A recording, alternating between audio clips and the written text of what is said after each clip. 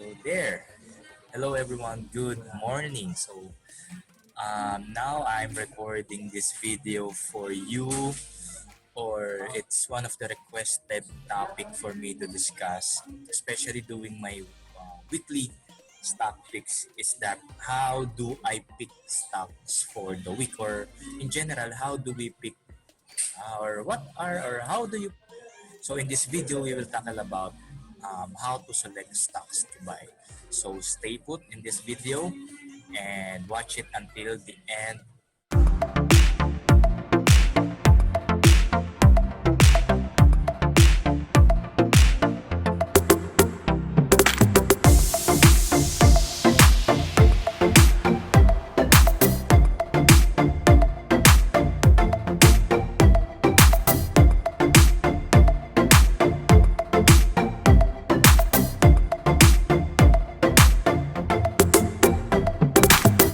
All right, my name is Kevin Autea. I'm a financial wealth planner and I'm a stock market investor and a trader. So for those of you or who are new in this channel, please do like or subscribe to my YouTube channel to get updates about the stock market and tips, ideas, and strategies. So for our topic today, especially today that the market is open, I can do it actual scenario or actual example with you. Here are some of my categories on how do I choose stocks to buy today or for this week or something. What are the stocks to put on my watch list? Some sort of things like that. First of all, this is only bounded using the charts. We don't consider most fundamentals like earnings, valuations. Next, this is highly suggested for people like me who are trading end of day or for those people who are in a position trading, momentum trading strategies, meaning they mostly buy on breakouts or they are timing their buy because it's an uptrend, it's on consolidation, right? Now, here are the four things that I consider first, or here are the steps. First thing is that the ranking. So I have here on my new tab, as you can see, what time is it? It's already 12:10. You can see here that I'm arranging it according to value. Why value? Because this is the stocks that are mostly traded or high in value, meaning trading and volume. Right? We don't want to trade or invest in illiquid stocks. So that's the one category here. So I'm arranging it here. You can click this one to arrange it, and the next one is the trade. So if you want also to consider the mostly traded stocks, or meaning I also consider stocks that are mostly traded. So I rank them based on this one. Next here, our category, we have, of course, the trend. We will check first for the uptrend and sideways trends, right? So for this one, let's say we have pure gold. Let's focus first on the trend and remove first some of the indicators. Right? So, retain ko muna yung MAs. So, yeah. So, we have here pure gold. For pure gold, I'll be using some tools, no? Like for this one, the drawing tools. So, I can put a resistance line here, right there. Then here below, we can also use some Fibonacci retracement at this point to see if it's retracing at a valid area. So let me use this one here. So yeah, maybe it's pure gold still retracing at around 23%. So the maximum it can get is around 38% right here, but it seems that it's already retracing at this point. Also a diagonal resistance line, I can put that here so it breaks out from this line, and yeah, we'll skip first the moving averages. So yeah, I can see that pure gold is on an uptrend but currently on a consolidation. Let's check the weekly chart of that one. As you can see here, there no. So the long-term trend of this one, let me just remove this one. As you can see here, it's on a downtrend. All right, but somewhere or somewhat, it's already been broken. The downtrend, the resistance line right here. So we can expect that the stock can move up already by then.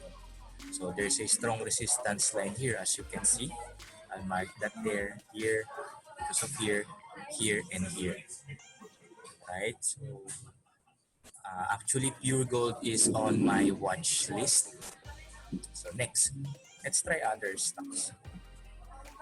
Jollibee. Yeah, for Jollibee, it's quite on a sideways movement. And there's a strong resistance line here.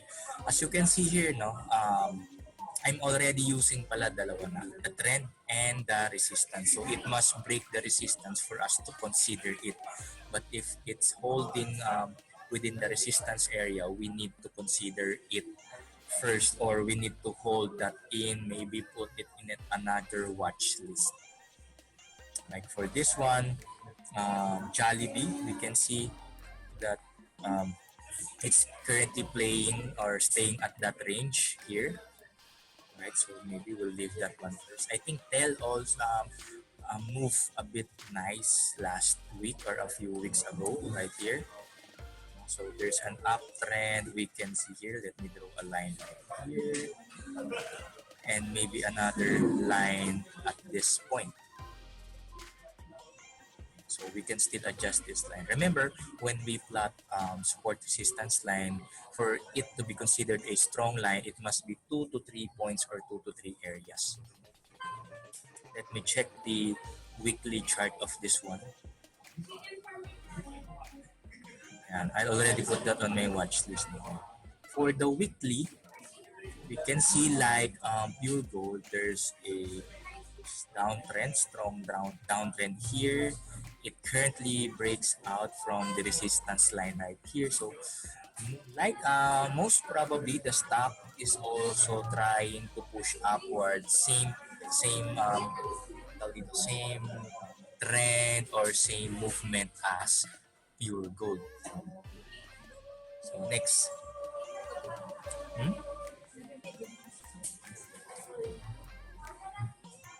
So next, what we have here, BDO. BDO is unfortunately, I think it's still on a downtrend. No? If you will use this pattern here, so yeah, right there. Okay, next, let's try SM.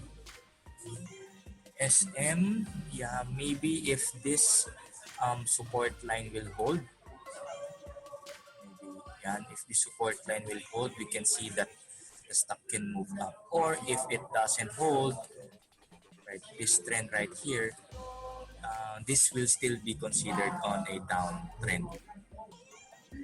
Now we have Ali, same, almost the same pattern as SM, Metrobank. Right there, no. Metro Pacific, same, no. There's a resistance line maybe around this area. Yeah, right there. So it's being suspended with that area. So let me just cut this first into this two. No, but here you can see I have some of this watch list. We have EMP. This is quite liquid stock. SM Prime, I'm holding or I'm considering SM Prime. JGS as well, because as you can see here, it's quite on the uptrend because of these two patterns right there. Also here, there's quite an uptrend movement. Again, we are limited first with the trend and the resistance or breaking resistance. Next, MRC, it's on my watch list, and nickel. So let's focus first on maybe or on this four. The next idea that I would like to discuss with you is that the indicator. So what we have here is volume. Volume always supports the breakout. Say for instance, let me just excuse me. Let me just darken my volume. Dark natin ng mga 50%. Yan.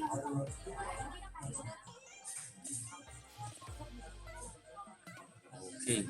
So, what we usually consider or what I usually consider is that if the breakout is supported by a high volume, or above average volume, so it's for me it's good.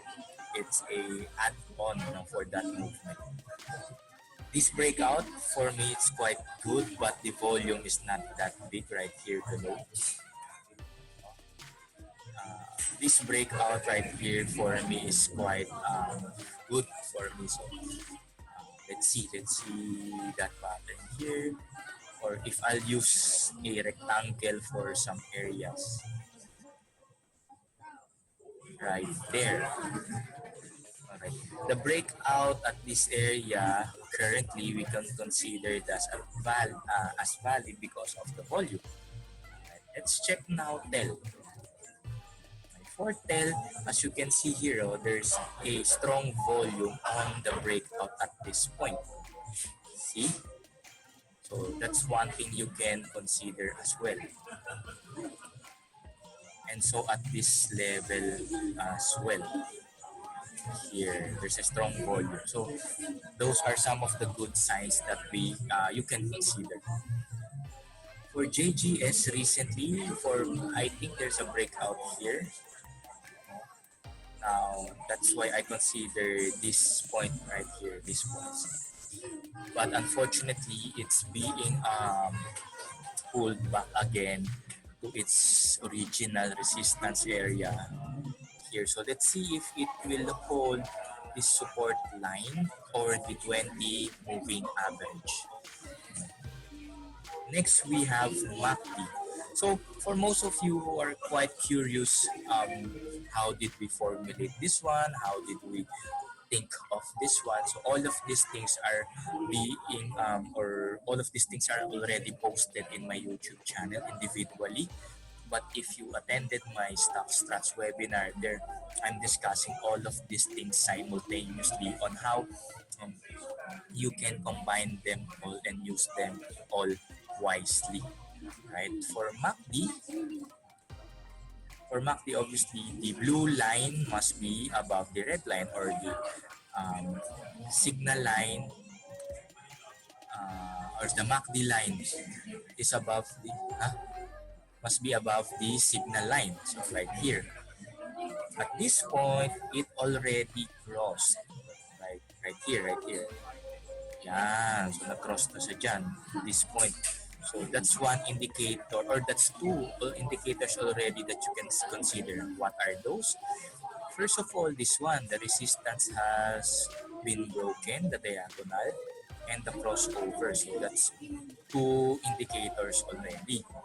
Now, if you buy at this point, you've probably gained around 5%, right? Quite small, but still a gain, supported by volume. Next, the RSI is above 50, which is the condition here. Yan, RSI above 50, MAs are uptrend. No? My MAs are uptrend as well. For my MA, I'm currently using the EMA 20, 50, and 100. So it's above the EMAs at this point. Next, let's check on TEL. So what's the first one? There's a breakout from this short-term resistance. Volume is good. MACD is above the signal line. RSI is above 50. So we can consider that one. Next, it's on an uptrend. Moving averages are below the price. It is a range from 20, 50 to 100. So this is quite a good sign.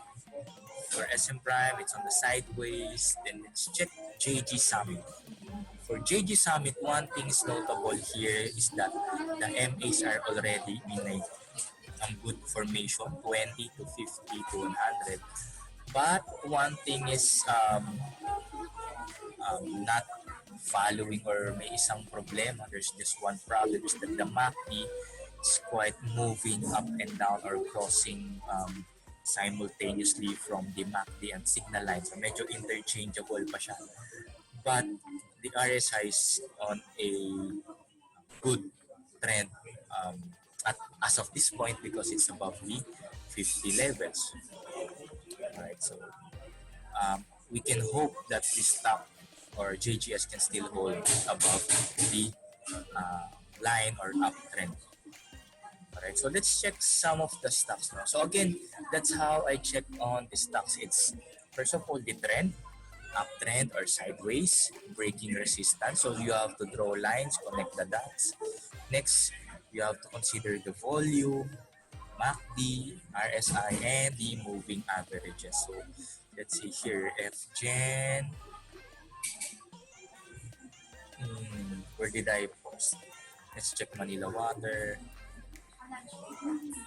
AGI, um, Prime, BPI, low. So yan, downtrend, no? ICT, MAC, mostly are on a downtrend pa rin, no? Up to this point. Home, CNPF, MEG, yan, no? MEG is quite previously on an uptrend, but now it's on consolidating or sideways. GTCAP, ELI, TMC. No, I just want you to note also this one. There are some stocks who are pushing up at this point. Let's say MRC, GMA7, but you have to be extra careful with those stocks because those stocks are volatile. If you don't monitor your stocks, maybe one day or a little bit later, if you look at the stock, medyo sharp na yung movement niya upward or sharp na yung movement niya downward. Not unlike these stocks that I am referring to you, these are stocks that you can live for like a day or two, no? So that you can dito, move with your life freely or move with your day freely. So FGen is still battling quite an uptrend, no? Let's check the Fibonacci of this one. From this point up to this point, 78. So usually the last option for the Fibonacci is around 61.8, but it's very, very low already. GMA7, Holcim, MRC. So now there are quite a few stocks that we can consider. Maybe you can do a back testing, back study on those three factors that I've mentioned to you: trend, the support resistance lines, and some indicators wherein you can consider on choosing the stocks to buy. Alright. Yeah, so I think that would be it for green. Hindi siya nag-prosper. So yeah, that's it. If you have any questions about this one, maybe you have your own idea already, but I hope you could consider my suggestions or ideas as well because that's what's working for me. That's what's making my trading a bit easier as of this moment. So again, if you are new to this channel, sige, please join my group. So this is the group, no, Stock Strats Trading Group. In this group, I'm currently hosting this one. So I'm trying my best to post as much videos, information, and updates for you or for those who are watching as much as possible for me to help you or to guide you in your trading. And please do like my Facebook page as well. It's for me to connect to more people, helping them make the most of their money by investing in the stock market. And lastly, you are watching this in this YouTube channel, so please do subscribe to my YouTube channel. I think currently I already have 400 subscribers, so I would appreciate if you could help me reach 1,000 subscribers or more. No? yun, that's it. I hope you've learned something. Please comment below if you have any questions or ideas. We can collaborate on that one or we can confirm that one. Thank you everyone for watching. Stay safe and God bless.